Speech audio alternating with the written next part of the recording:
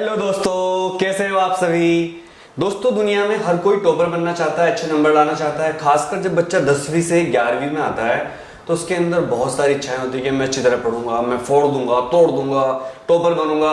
और अगर ये साइंस का स्टूडेंट है और फिजिक्स उस पर सब्जेक्ट आता है तो ऐसा देखा गया है कि फिजिक्स में बच्चे जो क्लास 10th के टॉपर बच्चे थे वो भी कहीं ना कहीं यार मतलब प्रॉब्लम फील करने लगते हैं। तो आज की वीडियो में आपको बताऊंगा कि आप 11th क्लास में फिजिक्स शुरू से कैसे पढ़ सकते हैं,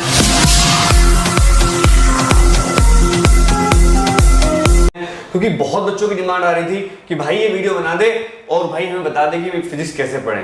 तो चलिए भाई शुरू करते हैं इस वीडियो को। दोस्तों, आपने सबसे पहले देखा होगा कि जब 10th का हमारा रिजल्ट आता है तो 10th में हमारे काफी अच्छे नंबर आते हैं। ज्यादातर बच्चों के 90%, 95% और 100% तक मार्क्स आ जाते हैं। तुम लोग ये सोचते होंगे सर इतने नंबर तो नहीं आए। मैं बात कर रहा हूँ बच्चों की जो टॉपर बच्चे हैं, जो बहुत ज़्यादा नंबर लाते हैं। मैं ये नहीं कह रहा हूँ कि नंबर अच्छे लाना कोई कामयाबी की निशानी है, लेकिन मैं टॉपर बच्चों की बात कर रहा हूँ।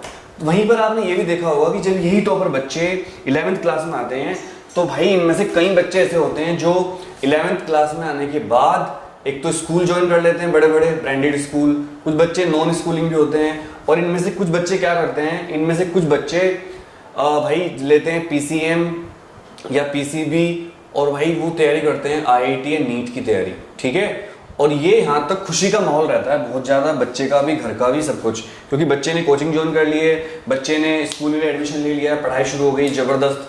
दिक्कत ये आती है कि जब अभी तो स्कूल नहीं खुल रहे हैं, लेकिन जब स्कूल खुलते हैं और UT होते हैं तो UT में 10th का टॉपर बच्चा भी कई बार फेल हो जाता है, उसके मार्क्स कम आते हैं और बच्चा धीरे धीरे निराशा के अंधकार में डूब जाता है। तो तुम लोग ये सोच रहे होंगे भैया ऐसा क्यों होता है, हमें कुछ टेक्निक बताइए कि हम अच्छे नंबर ला पाएं। तो दोस्तों आज की वीडियो को पूरा देखिएगा, मैं आपको पूरी अंदर की बात बताता हूँ फिजिक्स के अंदर ऐसी क्या बात है, इसका खौफ कितना है, खासकर बायोलॉजी वाले स्टूडेंट जिनको फिजिक्स में ज्यादा दिक्कत का सामना करना पड़ता है। तो आज मैं 1 by 1 आपको ट्रिक बताता हूँ, टिप्स बताता हूँ। देखिए फिजिक्स पढ़ने का तरीका क्या है। जैसे तुम लोग 11th में आते हो तो सबसे पहली जो गलती करते हो आप, वो करते हो कि आप SC वर्मा खरीद लेते हो, क्योंकि आपको लगता है SC वर्मा कोई मतलब ऐसी बुक है जादुई हैरी पॉटर वाली कि इसको पढ़ेंगे और हम टॉपर बन जाएंगे। दोस्तों मैं आपसे कह रहा हूं जब भी आप 11th में आते हो तो आप कभी भी SC वर्मा मत पढ़िए, शुरुआत में बिल्कुल मत पढ़िए, खरीदे भी मत। अगर आपके पास पहले से ही है, आपको किसी सीनियर से मिल गई है, पुरानी बुक ले लो, क्योंकि SC वर्मा में बहुत ज्यादा चेंज नहीं होते, एडिटोरियल चेंज नहीं होते। तो आप किसी बच्चे की पुरानी भी लेकर रख सकते हो या कोई बच्चा आपको ऐसे भी दे सकता है, या आप इसको मत लो। तो ये बिल्कुल नहीं लेनी है। दूसरा, आपकी जो कोचिंग होती है, अगर आप किसी बड़ी कोचिंग में, ब्रांडेड कोचिंग में पढ़ रहे हो, कोटा में या दिल्ली की या किसी बड़ी कोचिंग में, तो भाई उनका क्या होता है कि देखो कोचिंग का जो कारोबार होता है, मैं भी इससे जुड़ा हुआ हूँ। कोचिंग का जो नोट्स होते हैं इसमें ना बहुत सारे क्वेश्चन इररिलेवेंट होते हैं जो कभी IIT JEE में नहीं आते। और देखो अभी तो तुम 11th में आए हो तो IIT JEE की तो बात भूल जाओ, अभी हम IIT JEE की बात नहीं कर रहे हैं, अभी तो हमें पैर जमाने हैं, अभी तो अपना सिक्का चलाना जो 10th तक चल रहा था। तो तुम लोग गलती क्या करते हो, तुम लोग शुरू में ही उनमें फंस जाते हो, प्रॉब्लम सोल्व करने में कॉन्सेप्ट नहीं आती। एक रिपोर्ट के अनुसार IIT जो पास आउट लड़के हैं उनकी भी कॉन्सेप्ट क्लियर नहीं है, यानी कि हमारे देश में बच्चे रटकर मार्क्स ले आते हैं और न्यूमेरिकल रट लेते हैं, स्टडी मटेरियल रट लेते हैं। और सरकार को ये बात अच्छी तरह पता है कि कोचिंगों की वजह से बच्चे स्टडी मटेरियल को रटकर इन एंट्रेंस पास कर जाते हैं और जो असली दिमागदार बच्चा होता है वो एंट्रेंस पास नहीं कर पाता। और टॉप क्लास के इंजीनियर, डॉक्टर कहीं पड़े हुए हैं अंधकार में और भाई रटकर जो पास हो गए बच्चे वो क्रैक कर लेते हैं एग्जाम। मैं ये नहीं कह रहा हूँ कि सारे बच्चे ऐसे होते हैं, बट ये एक सच्चाई है, एक गहन सच्चाई है, क्योंकि ऐसे बच्चे कई बार IIT मेडिकल करने के बाद भी MBA करके बड़ी बड़ी कंपनियों में, कॉर्पोरेट में चले जाते हैं। यानी कि वो दिल से इंजीनियर थे ही नहीं कभी, वो दिल से डॉक्टर थे ही नहीं कभी। अरे पढ़ने वालों, अरे पढ़ने वालों, अपने दिल के अंदर ध्यान लगा लो, अपने दिल से पूछो, दिल ये तो बता इंजीनियर तुझे बनना है या फिर डॉक्टर बनना है। दिल, ये तो मजाक थी। आपने दिल से पूछे कि आपको डॉक्टर बनना है, इंजीनियर बनना है, या आपको करना क्या है। भाई ये मत सोचना कि किसी के देखा देखी आपने ले लिए साइंस, PCM, PCB, जो तुम्हें करना है यार वो करो तुम लोग। भाई किसी के प्रेशर में मत करो, किसी पेरेंट के प्रेशर मत करो, जो तुम्हारा मन कर रहा है ना तुम वो करो, ये मैं कहना चाह रहा हूँ। फिर तुम्हारा मन लगेगा तो भाई SC वर्मा है, बड़ी बड़ी बुक्स या बड़े बड़े नोट्स अभी मत पढ़ो, मैं पढ़ने को मना नहीं कर रहा हूँ, लेकिन जैसे ही तुम लोग 11th में आते हो इनको तब मत पढ़ो, इनको थोड़ी देर बाद पढ़ो। भाई थोड़ा पहले क्या करो फिर, नंबर 2 भाई सबसे पहले तुम NCERT पढ़ो अपनी, NCERT। और एक बुक आती है SL अरोड़ा, ठीक है, SL अरोड़ा, ये बुक आप ले लो साथ में, NCERT और SL अरोड़ा, ये बुक आप ले लो और भाई एनसीईआरटी की एक एक लाइन को समझ समझ के कॉन्सेप्ट को पढ़ो और एसएल अरोड़ा से उसी टॉपिक के एग्जाम्पल करने सोल्व करो, एग्जाम्पल्स, ठीक है, प्लस अनसोल्व्ड क्वेश्चंस। लेकिन ये काम कब करोगे आप? आपने एनसीईआरटी का एक टॉपिक पढ़ा, सबसे पहले डायमेंशन चैप्टर पढ़ते हैं ज्यादातर बच्चे, तो डायमेंशन में से एक टॉपिक पढ़ लो, उसके जो एग्जाम्पल एनसीईआरटी में दे रखे हो वो कर लो पहले एनसीईआरटी के, फिर आप चले जाओ एसएल अरोड़ा की तरफ, फिर आप चले जाओ एग्जाम्पल्स एसएल अरोड़ा के, फिर उसके अनसोल्व्ड क्वेश्चंस, और बाद में आप उसके 1 मार्क क्वेश्चन इंपोर्टेंट और फिर उसके 2 मार्क क्वेश्चन, ये कर लो। और एक बात ध्यान रखना कि जब तक तुम्हें कॉन्सेप्ट क्लियर ना हो जाए तब तक आपको आगे नहीं भागना है। मतलब कोई देखो एक रॉकेट साइंस नहीं होता फिजिक्स पढ़ने का कि आप एक दिन में फिजिक्स सीख लोगे या एक दिन में मास्टर बन जाओगे, टाइम लगेगा, मेहनत करनी पड़ेगी, ठीक है।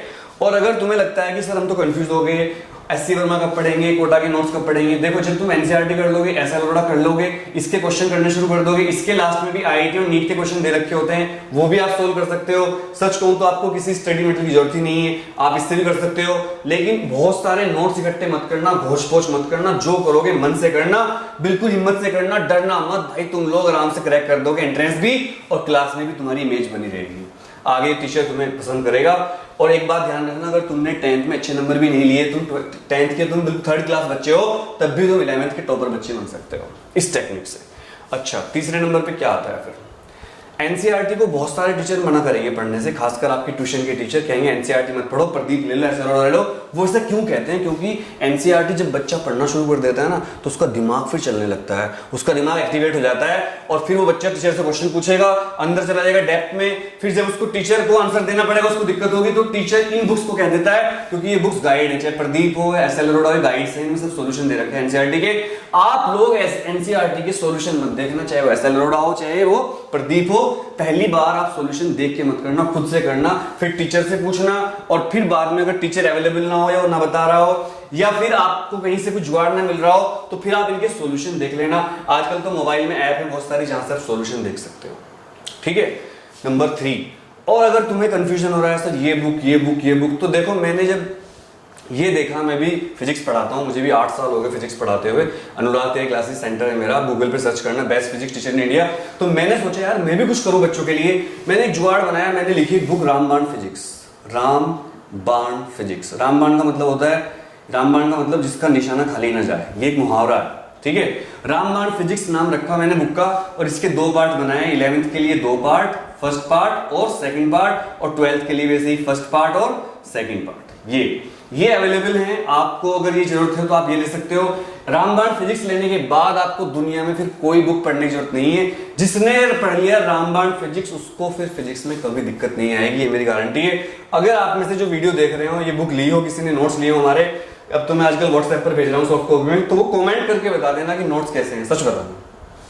अब इन नोट्स में मैंने क्या किया, देखो मैंने एक टॉपिक लिया, पहले उसको एनसीईआरटी लेवल पर सोल्व किया, एक्सप्लेन किया, फिर उसको उसके एग्जांपल दिए 2 3 4 5 सोल्व, फिर उसके अनसोल्व क्वेश्चन दिए, और फिर उसका आईआईटी लेवल का दिया, फिर आईआईटी लेवल क्वेश्चन दिए, उनको मैंने एडवांस प्रॉब्लम बोला, और जो एनसीईआरटी लेवल था उसको मैंने बेसिक लेवल बोला। बहुत जबरदस्त तरीके से, मतलब आप सोच लो एक चैप्टर के 100 या 120 तक पेज होते हैं। अगर आप कहोगे तो मैं आपको, जिसको भी सैंपल लेना हो इसका नोट्स का, तो 9818777622 ये मेरा नंबर है, इस पर आप व्हाट्सएप करेंगे हम, और आप लिखोगे I need sample notes for physics, तो हमारी टीम आपको भेजेगी एक चैप्टर, जो हमारा चैप्टर होगा, जो मेरे होगे वो चैप्टर आपको सॉफ्ट कॉपी भेज दिया जाएगा, और उसको आप पढ़ सकते हो। तो ये तो रामबाण फिजिक्स नोट्स की बात। ये मत सोचना कि मैं अपने नोट्स के एडवर्टाइज कर रहा हूँ, ऐसा कुछ नहीं है। ये चूंकि वीडियो फिजिक्स पढ़ने के बारे में, तो यहाँ पर रामबाण फिजिक्स के बारे में बोलना जरूरी था। अगर रामबाण फिजिक्स ना बताता और आपको बाद में पता चलता भैया वो बच्चा रामबाण फिजिक्स नोट पढ़ रहा था और आपने हमें बताया नहीं, हम तो ऐसे ही रह गए, तो फिर आप मुझे कहते, इसलिए मैंने बता दिया भाई रामबाण फिजिक्स पढ़ लोगे तो फिजिक्स में फिर दिक्कत नहीं आएगी। तो दोस्तों ये 3 स्टेप हो गए। अब चौथे स्टेप की तरफ चलते हैं। मैं आपको एक एक करके सारे स्टेप बता रहा हूँ कि आप क्या क्या स्टेप पूरे कर सकते हो पढ़ने के लिए। देखो, इसके बाद आपको क्या करना है, आपको एक सेल्फ असेसमेंट टेस्ट बनाना है। सेल्फ असेसमेंट टेस्ट मतलब देखो, किसी भी काम में कामयाब होने के लिए ईमानदारी जरूरी होती है। सबसे पहली बात है कि आप ऑनेस्ट हो। सेल्फ असेसमेंट टेस्ट, आप उसमें 10 क्वेश्चन डाल दो, 10 क्वेश्चन डालो, और वो क्वेश्चन आप उसमें 1 मार्क के क्वेश्चन डालो, 2 मार्क के डालो, 5 मार्क के डालो, ये क्वेश्चन डालो, और उनको फिर सोल्व करके देखो 1 घंटे में 10 क्वेश्चन आप सोल्व कर पाते हो या नहीं कर पाते हो। और आप ईमानदारी से कोई सॉल्यूशन मत देखना, उस दौरान बिल्कुल ईमानदारी से करना। इसके बाद जब आप टेस्ट कर लोगे, नेक्स्ट डे आप फिर एक टेस्ट बनाना अपना एमसीक्यू टेस्ट। अगर आपने कोई कोचिंग ज्वाइन कर रखी है तो वहीं से आपको बहुत सारे टेस्ट मिल जाएंगे, अगर कोचिंग ज्वाइन नहीं कर रखी तब भी आपका काम चल जाएगा एमसीक्यू टेस्ट। हमारे रामबाण फिजिक्स में हर टॉपिक के बाद 10-10 एमसीक्यू और लास्ट में बहुत सारी एक्सरसाइज दे रखी है, इसको आप सोल्व करके देख सकते हो। एमसीक्यू जरूर करके देखना। आप कहोगे भैया मैं तो एनसीईआरटी पढ़ रहा हूँ, मैं एमसीक्यू करूँ, मुझे तो बोर्ड करना है। देखो भाई तुम लोग एमसीक्यू इसलिए करो, एमसीक्यू करने से क्या होता है, एनालिटिकल पावर जनरेट होती है, एनालिटिकल पावर जनरेट होती है। और एक बात सुनो, फिजिक्स का जो 11th का पार्ट है वो इतना इंटरेस्टिंग है कि आप सोच नहीं सकते। देखो मैं आपको बताता हूँ 11th की फिजिक्स में क्या क्या चीजें हैं, इसका स्ट्रक्चर क्या है वो समझ लीजिए। आप पूरी फिजिक्स का स्ट्रक्चर समझ लोगे तो आपको फिजिक्स पढ़ने में आसानी रहेगी। इस साल सिलेबस को रिड्यूस कर दिया है 30%, तो इस साल थोड़ा अलग रहेगा, लेकिन मैं टोटल बता रहा हूँ। देखो पहले आता है डायमेंशन, फिजिकल वर्ल्ड चैप्टर तो उतना नहीं पढ़ते, एरर एनालिसिस ये सब आता है। दूसरे में आता है मोशन के 2 पार्ट, मोशन फर्स्ट मोशन 2, दोनों पार्ट बहुत इंपॉर्टेंट है, motion first motion 2।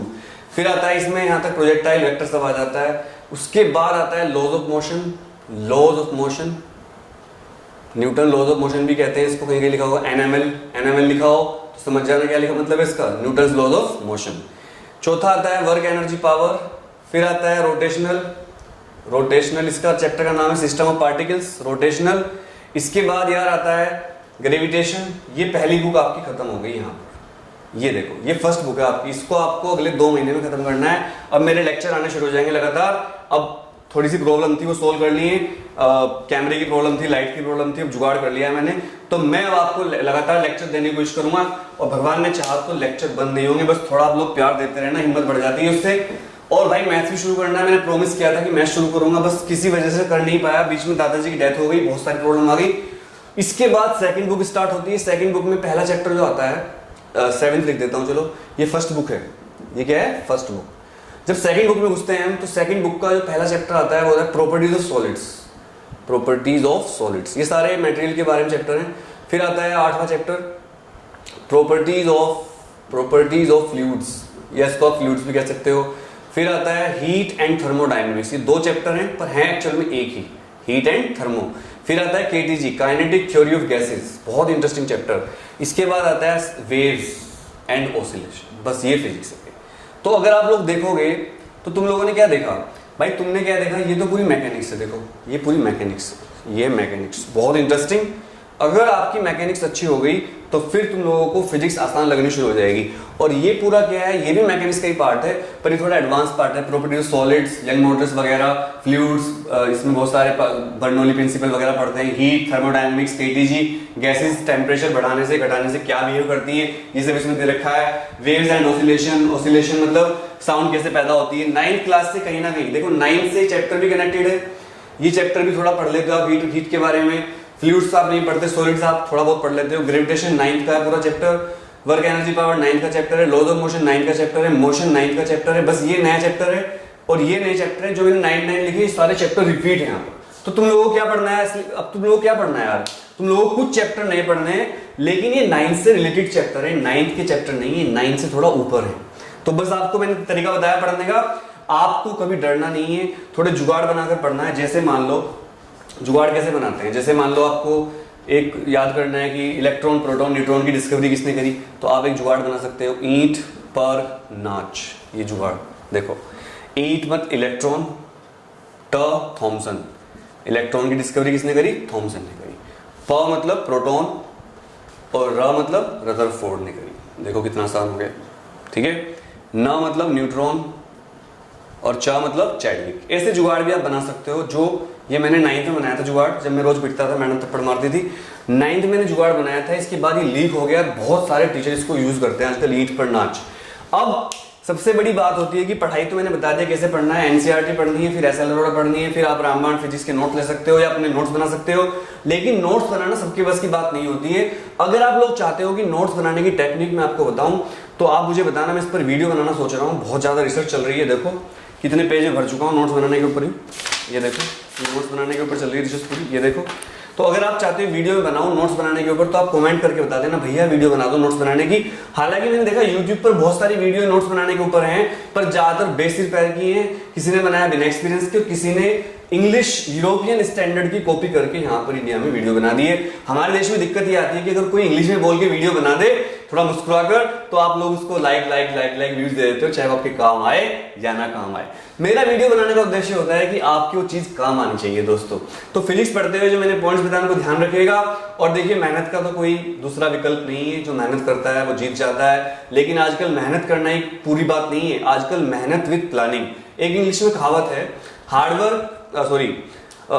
Planning defeats hard work when hard work does not work with planning.